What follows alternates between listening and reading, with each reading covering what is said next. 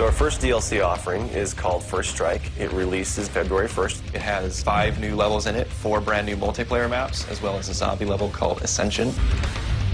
Kowloon is inspired by the single-player campaign level that was also set in Kowloon City, China, but the actual design and the layout and the geometry in the map is built from the ground up for MP. Kowloon is the only map that has zip lines, which will allow players to quickly get from point A to point B. The trade-off to that is that you're completely exposed while you're on the zip line. You can't use your weapon. It's going to get you to your location much faster, but there's also the risk that you're going to get shot.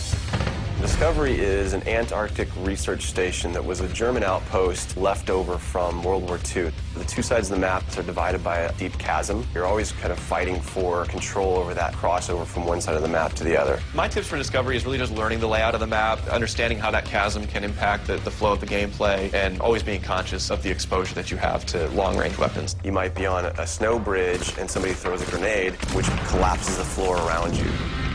Our large map is Berlin Wall. This focuses on the checkpoint Charlie area of Berlin. It puts you fighting on the two different sides of the wall. So you've got East Berlin versus West Berlin kind of thing going. Berlin Wall has certain attributes about it that if you use it right, you're going to have the competitive edge over your opponents. It has a lot of very long view distances. It's a really great map for snipers. There's some good high points, some good elevation there. And one of the unique aspects about Berlin Wall is that there's the no man's land in the middle. You can take the risk of going through no man's land to get a faster route, but there's a good chance you're going to get mowed down by the auto turrets.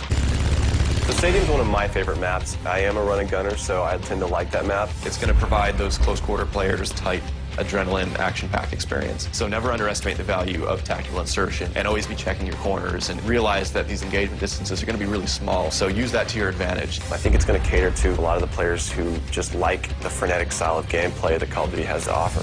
One of the big agendas with this map pack is we wanted to listen to the feedback that people have been giving about all the maps they've been playing with the release of the game. They want more verticality, more sniper opportunities. They really love the interactivity that we did. These are components that we wanted to bring back in a pretty big way in the first DLC offering. First Strike is going to be available February 1st for 1,200 Microsoft points, and it'll be available on Xbox 360 first.